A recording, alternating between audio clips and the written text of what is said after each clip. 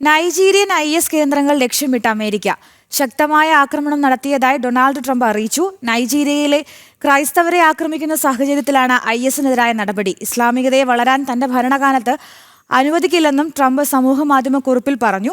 വിവരങ്ങളുമായി ഇന്റർനാഷണൽ ഡെസ്കിൽ നിന്ന് ഐസൻ ജോസ് ചേരുന്നു. ഐസൻ, ക്രൈസ്തവർക്കെതിരായ ആക്രമണങ്ങൾ നിർത്തിയില്ലെങ്കിൽ കടുത്ത നടപടിയുണ്ടാകുമെന്ന് പലതവണ ISന് ട്രംപ് മുന്നറിയിപ്പ് നൽകിയിരുന്നു. ഇതിന് പിന്നാലെയാണ് സൈനിക നടപടിയുമായി അമേരിക്ക മുന്നോട്ട് പോകുന്നത്, അല്ലേ?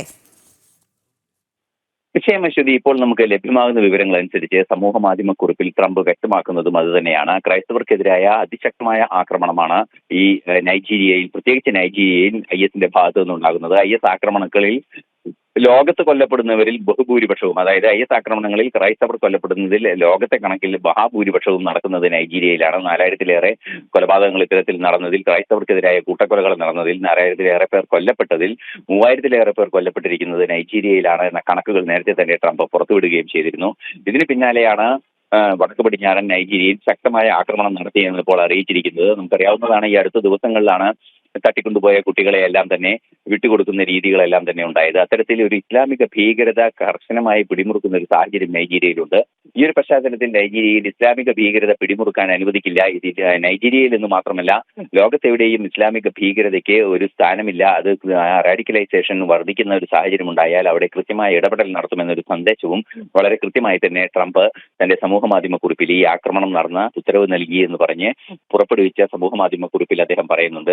ഇസ്ലാമിക ഭീകരതയ്ക്കെതിരായ വിട്ടുവീഴ്ചയില്ലാത്ത നീക്കങ്ങൾ നടത്തുമെന്ന് കഴിഞ്ഞ ആഴ്ച തന്നെ വ്യക്തമാക്കുകയും അതിന് സമാനമായ ഒരു അറ്റാക്ക്, അതായത് ഇത്തരത്തിൽ നടന്ന ഈ സംഭവം നടന്നതിന് സമാനമായ രീതിയിലുള്ള ഒരു പ്രതികരണം സിറിയയിലും നടന്നിരുന്നു. നമുക്കറിയാവുന്നതാണ്, സിറിയയിൽ 2 സൈനികർ, US സൈനികരും അവരുടെ ഒരു ട്രാൻസ്ലേറ്ററും കൊല്ലപ്പെടുന്ന ഒരു സാഹചര്യവും 2 പേർക്ക് പരിക്കേൽക്കുന്ന ഒരു സാഹചര്യവും IS ആക്രമണത്തിൽ ഉണ്ടായതിന് പിന്നാലെ മധ്യ സിറിയയിൽ കടുത്തൊരാക്രമണം അമേരിക്കയുടെ ഭാഗത്തു നിന്നുണ്ടാവുകയും ചെയ്തിരുന്നു. ഏതാണ്ട് ഒരു 6 ദിവസം മുമ്പാണ് അത്തരത്തിലൊരു ആക്രമണം ഉണ്ടായത്. ISന്റെ ഒരു തരത്തിലുള്ള വളരാനുള്ള സാഹചര്യങ്ങൾ, അല്ലെങ്കിൽ ISന്റെ ഭീകരത വളർത്താനുള്ള ഒരു സാഹചര്യങ്ങളും അനുവദിക്കില്ലെന്ന ഉറച്ച നിലപാടിൽ തന്നെയാണ് ട്രംപ്.